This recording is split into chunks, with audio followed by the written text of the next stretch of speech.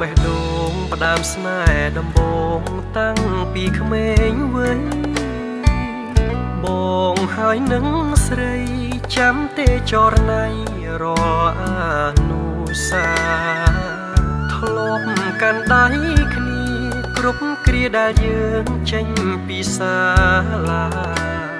អូនខ្សឹបប្រាប់បងថាធំកាលណារៀបការនឹងបងអ្វីប្រែប្រួលពេលនេះនិមលត្រូវរៀនបន្ត